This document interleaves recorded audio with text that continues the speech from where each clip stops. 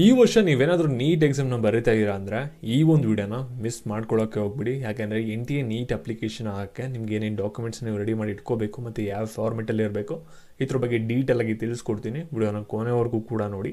ಅದಕ್ಕಿಂತ ಮುಂಚೆ ಯಾರು ಚಾನಲ್ ಸಬ್ಸ್ಕ್ರೈಬ್ ಮಾಡ್ಕೊಂಡಿರಲ್ಲ, ನಿಮಗೆ ಕೆಳಗಡೆ ಸಬ್ಸ್ಕ್ರೈಬ್ ಬಟನ್ ಅಂತ ಕಾಣ್ತಾ ಇರುತ್ತೆ, ಅದನ್ನ ಕ್ಲಿಕ್ ಮಾಡಿ ಪಟ್ ಅಂತ ಸಬ್ಸ್ಕ್ರೈಬ್ ಮಾಡ್ಕೊಳ್ಳಿ. ಹಾಗೆ ಪ್ರತಿಯೊಬ್ಬರು ಕೂಡ ವಿಡಿಯೋಗೊಂದು ಲೈಕ್ ಕೊಡಿ.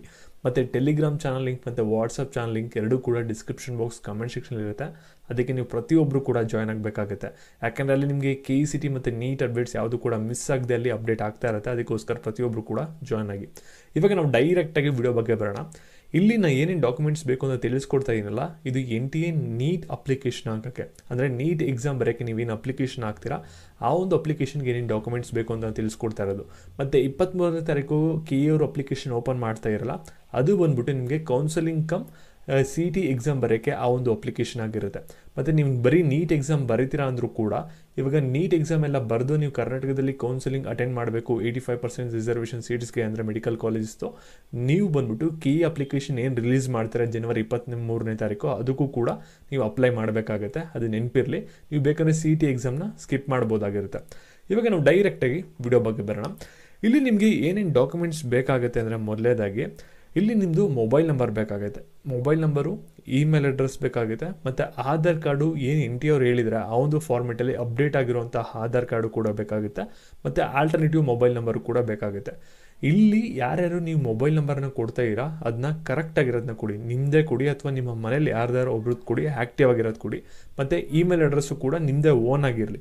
ಯಾಕೆಂದರೆ ನೀವು ನಿಮ್ಮ ಫ್ರೆಂಡು ಅಥವಾ ಸೈಬರ್ ಸೆಂಟರ್ದು ಅವ್ರದ್ದು ಕೊಟ್ಟರೆ ಏನಾಗುತ್ತೆ ಅಂದರೆ, ಮುಂದೆ ಅಪ್ಲಿಕೇಶನ್ ಏನೋ ಒಂದು ಎಡಿಟ್ ಮಾಡಬೇಕು, ಅವಾಗ ಏನು ಮಾಡ್ತೀರಾ, ಆ ಒಂದು ಮೊಬೈಲ್ ನಂಬರ್ ನಿಮ್ಮ ಹತ್ರ ಇರಲ್ಲ.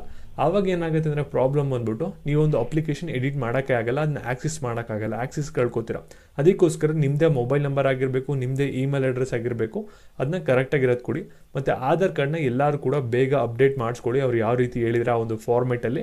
ನಂತರ ಇಲ್ಲಿ ಆ ಒಂದು ಡೀಟೇಲ್ಸ್ನೆಲ್ಲನೂ ಕೂಡ ಅಪ್ಲಿಕೇಶನಲ್ಲಿ ಫಿಲಪ್ ಮಾಡಿ. ನೆಕ್ಸ್ಟ್ ಏನು ಡಾಕ್ಯುಮೆಂಟ್ಸ್ ಬೇಕಾಗುತ್ತೆ ಅಂದರೆ, ಇಲ್ಲಿ ನಿಮ್ಮದು ಫಸ್ಟ್ PUC ಮಾರ್ಕ್ಸ್ ಕಾರ್ಡು, ಮತ್ತು second PUC marks card, SSLC marks card, ಮತ್ತು ನಿಮ್ಮ ಅಡ್ರೆಸ್ ಡೀಟೇಲ್ಸ್ ಬೇಕಾಗುತ್ತೆ.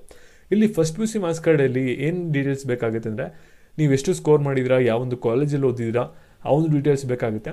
ಈ ಒಂದು ಸೆಕೆಂಡ್ PUC ಮಾರ್ಕ್ಸ್ ಕಾರ್ಡ್ ಬಂದ್ಬಿಟ್ಟು ಯಾರು ರಿಪೀಟರ್ಸ್ ಇದ್ದಾರೆ ಅವ್ರಿಗೆ ಬೇಕಾಗುತ್ತೆ. ನೀವೇನಾದರೂ ಫ್ರೆಶರ್ ಸ್ಟೂಡೆಂಟ್ಸ್ ಆಗಿದ್ದರೆ ನಿಮ್ಗೇನಾಗುತ್ತೆ ಅಂದರೆ, ಜಸ್ಟ್ ಯಾವ ಒಂದು ಕಾಲೇಜಲ್ಲಿ ಓದ್ತಾ ಇದ್ದೀರಾ ಆ ಒಂದು ಡೀಟೇಲ್ಸ್ ಮಾತ್ರ ತೊಗೊಳುತ್ತೆ, ನಿಮಗೆ ಯಾವುದೇ ಥರದ ಮಾರ್ಕ್ಸ್ ಒಂದು ಡೀಟೇಲ್ಸ್ನ ಕೇಳೋಕೆ ಹೋಗಲ್ಲ. SSLC ಮಾರ್ಕ್ಸ್ ಕಾರ್ಡು ಕೂಡ ಬೇಕಾಗುತ್ತೆ. ಇದರಲ್ಲಿ ನಿಮ್ಮ ಎಲ್ಲಿ ಓದಿದ್ದೀರಾ ಮತ್ತು ಎಷ್ಟು ಮಾರ್ಕ್ಸ್ ಸ್ಕೋರ್ ಮಾಡಿದ್ದೀರಾ ಆ ಒಂದು ಡೀಟೇಲ್ಸು ಕೂಡ ಅದು ಅಪ್ಲಿಕೇಶನ್ಗೆ ಕೇಳುತ್ತೆ, ನೀವು ಫಿಲಪ್ ಮಾಡಬೇಕಾಗುತ್ತೆ. ಮತ್ತು ಅಡ್ರೆಸ್ ಡೀಟೇಲ್ಸು, ಇದರಲ್ಲಿ ಪರ್ಮನೆಂಟ್ ಅಡ್ರೆಸ್ಸು ಮತ್ತು ಕರೆಂಟ್ ಅಡ್ರೆಸ್ ಎರಡೂ ಕೂಡ ಬರುತ್ತೆ. ಎರಡನ್ನೂ ಕೂಡ ನೀವು ಫಿಲಪ್ ಮಾಡಬೇಕು. ಅದನ್ನ ನೀವು ಕರೆಕ್ಟಾಗಿ ಬರೆದಿಟ್ಕೋಬೇಕಾಗುತ್ತೆ. ನಿಮ್ಮ ಪೇರೆಂಟ್ಸ್ನ ಕೇಳಿ ಆ ಕಂಪ್ಲೀಟ್ ಡೀಟೇಲ್ಸ್ ಅಡ್ರೆಸ್ನ ಕರೆಕ್ಟಾಗಿ ಹಾಕಿ. ನೆಕ್ಸ್ಟ್ ಏನು ಡಾಕ್ಯುಮೆಂಟ್ಸ್ ಬೇಕಾಗುತ್ತೆ ಅಂದರೆ, ಸೆಕೆಂಡರಿ ಇಮೇಲ್ ಅಡ್ರೆಸ್ ಬೇಕಾಗುತ್ತೆ. ಅಂದರೆ ಬ್ಯಾಕಪ್ ಆಗಿ ನಿಮ್ಗೆ ಏನಾದರೂ ಫಸ್ಟ್ ಇಮೇಲ್ ಅಡ್ರೆಸ್ ಏನು ಕೊಟ್ಟಿರ್ತಾರೆ ಅದೇನಾದರೂ ತಪ್ಪಾಯಿತು ಅಂದರೆ ಸೆಕೆಂಡರಿ ಇಮೇಲ್ ಅಡ್ರೆಸ್ಸಿಂದ ನಿಮ್ಮ ಅಪ್ಲಿಕೇಶನ್ನ ನೀವು ಅದನ್ನ ಟ್ರ್ಯಾಕ್ ಮಾಡ್ಬೋದಾಗಿರುತ್ತೆ. ಮತ್ತು ನೆಕ್ಸ್ಟ್ ಎಕ್ಸಾಮ್ ಸಿಟಿ ನೀವು ಕರೆಕ್ಟಾಗಿ ಸೆಲೆಕ್ಟ್ ಮಾಡ್ಕೋಬೇಕಾಗುತ್ತೆ. ಇಲ್ಲಿ ನೀವು ಎಕ್ಸಾಮ್ ಬರೆಯೋಕ್ಕೆ ನಿಮಗೆ 2 ಆಯ್ಕೆನ ಕೊಟ್ಟಿರ್ತಾರೆ. ಅಂದರೆ ಯಾವೊಂದು ಸಿಟಿಲಿ ನೀವು ಎಕ್ಸಾಮ್ ಬರೆಯೋಕ್ಕೆ ಇಷ್ಟಪಡ್ತೀರಾ ಅಂತ ಕೇಳ್ತಾರೆ. ಆವಾಗ ನಿಮ್ಮ ಒಂದು ಡಿಸ್ಟ್ರಿಕ್ಟ್ನ ಸೆಲೆಕ್ಟ್ ಮಾಡ್ಕೋಬೇಕಾಗುತ್ತೆ. ನಿಮ್ಮ ಅಕ್ಕಪಕ್ಕ ಒಂದು ಡಿಸ್ಟ್ರಿಕ್ಟ್ನ ಸೆಲೆಕ್ಟ್ ಮಾಡಿಕೊಂಡ್ರೆ ನಿಮಗೆ ಎಕ್ಸಾಮ್ ಆ ಒಂದು ಸೆಂಟರ್ಗೆ ಬೀಳುತ್ತೆ, 2ರಲ್ಲಿ 1ರಲ್ಲಿ. ಅಲ್ಲಿಗೆ ಹೋಗಿ ನೀವು ಎಕ್ಸಾಮ್ ಬರೀಬೇಕಾಗುತ್ತೆ. ಮತ್ತು ನಿಮ್ಮ ಮದರ್ದು ಮತ್ತು ಫಾದರ್ದು ಏನು ಕೆಲಸ ಮಾಡ್ತಾ ಇದ್ದೀರಾ ಮತ್ತು ಅವರು ಏನು ಓದಿದ್ರೆ ಆ ಒಂದು ಡೀಟೇಲ್ಸ್ನು ಕೂಡ ನೀವು ಎಂಟರ್ ಮಾಡಬೇಕಾಗುತ್ತೆ ನೀಟ್ ಅಪ್ಲಿಕೇಶನ್ನ ಫಿಲಪ್ ಮಾಡಬೇಕಾದ್ರೆ. ಇವಾಗ ನೆಕ್ಸ್ಟು ಡಾಕ್ಯುಮೆಂಟ್ಸ್ ಏನೇನು ಬೇಕು ಅದ್ರ ಬಗ್ಗೆ ತಿಳಿಸ್ಕೊಡ್ತೀನಿ. ಅದಕ್ಕಿಂತ ಮುಂಚೆ ಕರೆಕ್ಟಾಗಿ ಕೇಳಿಸ್ಕೊಳ್ಳಿ. ಇಲ್ಲಿ ಯಾರ್ಯಾರು ನೀಟ್ ಎಕ್ಸಾಮ್ಗೆ ಪ್ರಿಪೇರ್ ಆಗ್ತಾ ಇರಾ ಸೀರಿಯಸ್ಸಾಗಿ ಪ್ರಿಪೇರ್ ಆಗಿ. ಯಾಕೆಂದರೆ ಪ್ರತಿ ವರ್ಷವೂ ಕೂಡ ಕಾಂಪಿಟೇಷನ್ ತುಂಬಾ ಜಾಸ್ತಿ ಆಗ್ತಿದೆ. ಮತ್ತು ನೀವೇನಾದರೂ ನಿಮ್ಮ ಕೋಚಿಂಗ್ ಸೆಂಟರು ಅಥವಾ ನಿಮ್ಮ ಕಾಲೇಜಲ್ಲಿ ಏನು ನೀಟ್ ಎಕ್ಸಾಮ್ ಕೊಡ್ತಾರಲ್ಲ ಅದರಲ್ಲಿ ಏನೋ 300 400 ಈ ರೀತಿ ಸ್ಕೋರ್ ಮಾಡ್ತಾ ಇರ ಅಂದರೆ ಅದೇನಕ್ಕೂ ಕೂಡ ಯೂಸ್ ಬರಲ್ಲ. ನೀವು MBBS ಸೀಟ್ನ ತೊಗೊಳಕ್ಕಾಗಲ್ಲ. ನೀವು ಆಮೇಲೆ BDS ಅಥವಾ ಆಯುಷ್ಗೆ ಹೋಗಬೇಕಾಗುತ್ತೆ. ನೀವು MBBS ಟಾರ್ಗೆಟ್ ಮಾಡ್ತಾ ಇರ ಅಂದರೆ ನೀವು ಅಟ್ಲೀಸ್ಟ್ ಒಂದು 500 600 ಮೇಲೆ ಹೋಗಬೇಕಾಗುತ್ತೆ ಸ್ಕೋರು. ಇದು ಕ್ಯಾಟಗರಿ 2 ವೇರಿ ಆಗುತ್ತೆ. ಅದರಿಂದ ನೀವು ಮ್ಯಾಕ್ಸಿಮಮ್ ಎಫರ್ಟ್ ಹಾಕಿದ್ರೆ ನಿಮಗೆ MBBS ಸೀಟ್ ಸಿಗೋದು. ಸಿಂಪ್ಲಿ ನೀಟ್ ಎಕ್ಸಾಮ್ ಬರೀತೀನಿ, ಜಸ್ಟ್ ನೀಟ್ ಅಪ್ಲಿಕೇಶನ್ ಹಾಕ್ತೀನಿ ಅಂದರೆ ಅದು ಕಂಪ್ಲೀಟ್ಲಿ ವೇಸ್ಟ್ ಆಗಿರುತ್ತೆ. ಅದಕ್ಕೋಸ್ಕರ ಮೊದಲೇ ಹೇಳಿದ್ದೀನಿ, ಇನ್ನೂ ಟೈಮ್ ಇದೆ ನೀಟ್ ಎಕ್ಸಾಮ್ಗೆ. ನಿಮ್ಮ ಕೈಲಿ ಆದಷ್ಟು ಮ್ಯಾಕ್ಸಿಮಮ್ ಎಫರ್ಟ್ ಹಾಕಿ ಎಕ್ಸಾಮ್ಗೆ ಪ್ರಿಪೇರ್ ಆಗಿ. ಯಾಕೆಂದರೆ ಒಳ್ಳೆ ಸ್ಕೋರ್ ಇಲ್ಲ ಅಂದರೆ ಡೆಫಿನೆಟ್ಲಿ ಸೀಟ್ ಸಿಗೋಲ್ಲ. ಅದಕ್ಕೋಸ್ಕರ ನೆಕ್ಸ್ಟು ಡಾಕ್ಯುಮೆಂಟ್ಸ್ ಏನೇನು ಬೇಕಾಗುತ್ತೆ ಅಂದರೆ, ನಿಮ್ಮ SSLC ಮತ್ತು first PUC second PUC college details ಮತ್ತು ಪಿನ್ ಕೋಡ್ ಬೇಕಾಗುತ್ತೆ. ಅಂದರೆ ನಿಮ್ಮ ಕಾಲೇಜು ಯಾವೊಂದು ಡಿಸ್ಟಿಕಲ್ಲಿದೆ ಅಥವಾ ಯಾವೊಂದು ತಾಲೂಕಲ್ಲಿದೆ ಅದಕ್ಕೊಂದು ಪಿನ್ ಕೋಡ್ ಇರುತ್ತಲ್ಲ, ಆ ಒಂದು ಪಿನ್ ಕೋಡ್ ಕೂಡ ಇಂಪಾರ್ಟೆಂಟ್ ಆಗಿರುತ್ತೆ. ಆ ಒಂದು ಡೀಟೇಲ್ಸ್ನು ಕೂಡ ಎಂಟರ್ ಮಾಡಬೇಕು. ಮತ್ತೆ ಅಪರ್ ಐ ಡಿ ಇದು ಆಪ್ಷನಲ್ ಆಗಿರುತ್ತೆ. ನಿಮ್ಮ ಹತ್ರ ಇದ್ರೂ ಕೂಡ ಡಾಕ್ಯುಮೆಂಟ್ಸ್ ನಡೆಯುತ್ತೆ, ಇಲ್ಲ ಅಂದ್ರೂ ಕೂಡ ಈ ಒಂದು ಅಪರ್ ಐ ಡಿ ನಡೆಯುತ್ತೆ. ನೀಟ್ ಅಪ್ಲಿಕೇಶನ್ ನೀವು ಹಾಕ್ಬೋದಾಗಿರುತ್ತೆ. ಇದು ಪಾಠನೇ ತುಂಬಾನೇ ಇಂಪಾರ್ಟೆಂಟು. ಇಲ್ಲಿ ಏನು ಹೇಳ್ತಾ ಇದೀನಲ್ಲ ಇದನ್ನ ಕರೆಕ್ಟಾಗಿ ಕೇಳಿಸ್ಕೊಳ್ಳಿ. ಇಲ್ಲಿ ನೀವು KECT ಅಪ್ಲಿಕೇಶನ್ ಹಾಕ್ಬೇಕಾದ್ರೆ ಈ ರೀತಿ ಏನು ಕೂಡ ಫೋಟೋದಲ್ಲಿ ಡಿಫ್ರೆಂಟ್ ಸೈಜಸ್ ಏನು ಕೂಡ ಬರಲ್ಲ ಅಷ್ಟೊಂದು. ಆದರೆ ನೀಟ್ ಅಪ್ಲಿಕೇಶನ್ ಏನು ಹಾಕ್ತಾ ಇಲ್ಲಿ 2 ಥರ ಫೋಟೋನ ತೆಗಿಸ್ಬೇಕಾಗುತ್ತೆ. ಒಂದು ಪೋಸ್ಟ್ ಕಾರ್ಡ್ ಸೈಜ್ ಫೋಟೋ ಅಂತ ಬರುತ್ತೆ, ಇನ್ನೊಂದು ಪಾಸ್ಪೋರ್ಟ್ ಸೈಜ್ ಫೋಟೋ ಅಂತ ಬರುತ್ತೆ.